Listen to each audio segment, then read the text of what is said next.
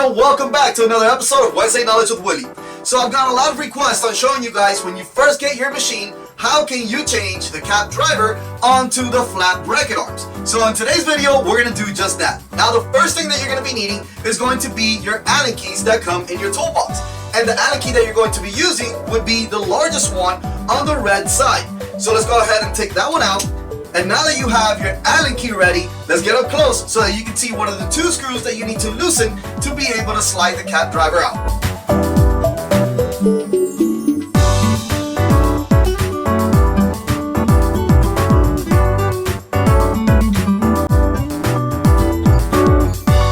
Now guys, please remember that you should never choose a flat hoop when you have the cap driver on the machine. So before you ever select a flat hoop, make sure that the cap driver is completely out of the machine. Now the same thing goes for when you're reselecting a cap hoop and you already have the cap driver on the machine with a cap on. Make sure that you take the cap off before reselecting the cap hoop. So first thing we're going to do is go to the panel and select on our frame button, and then we're going to select the smallest hoop. So here you have one of your bracket arms. You're going to see there's two screws, and behind it there's going to be a gap. Now the part that this gets attached to is going to go inside of the gap. Now on the bracket arms, you're also going to have this clamp. That's what holds down the hoop in place. And the way you can tell which one is your left or right bracket is with this area here that sinks in. So this would be your left bracket arm. So just for visual purposes, you can see here we have the left bracket arm and the right bracket arm right next to each other. All right, now we're going to grab our smallest hoop, and what I'm pointing at here is the U shape. That U shape should always be on the right top. That's the way it goes inside of the machine. Now we're going to place the hoop inside of the bracket arms before placing it inside of the machine. Now you want to make sure that it clicks on correctly and flush on the bracket arm. Now here you can see a bad example. As you can see, there is a gap and is not fully clicked on. Now you don't only have to make sure it clicks on, you also want to make sure that the side of the hoop and the clamp are nice and flush. Once you got that, then we can go ahead and put the other bracket arm on the hoop. Now this is the part that's going to make it easy for you to be able to put it in the machine. You want to visually see that the center of the hoop is guided to the center of the sewing arm. And afterwards you can just put it to the back where it goes into the slots of the pantograph. Now that's pretty much it. All you're going to do now is just make sure that the screws are nice and tight. And yes, it should be hand tight as much as possible. But just make sure you don't strip the screw. And the last thing that I like to do is just double check to make sure that the hoop isn't going to be moving around.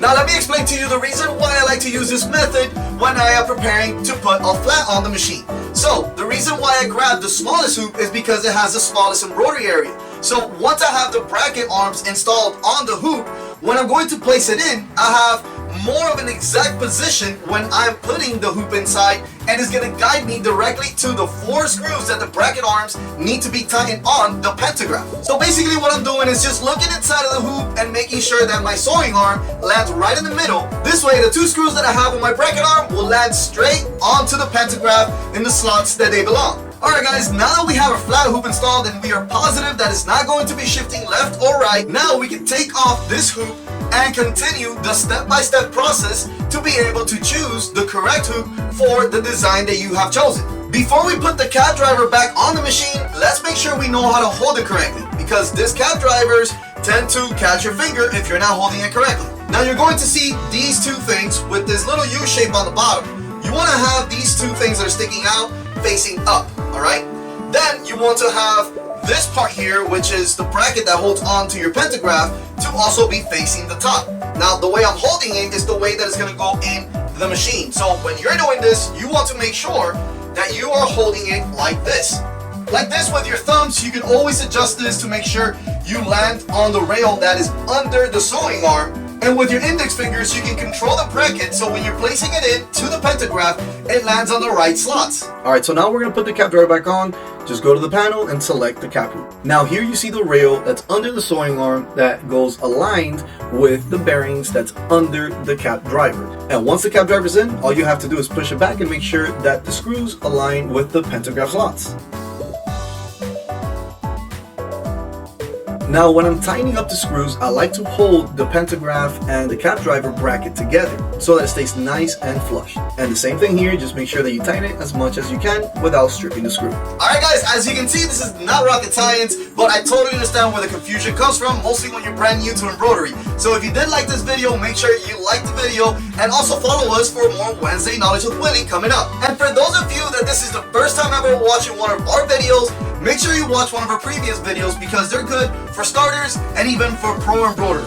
Alright guys, don't forget that with PrintDirect US, you get US lifetime training and technical support.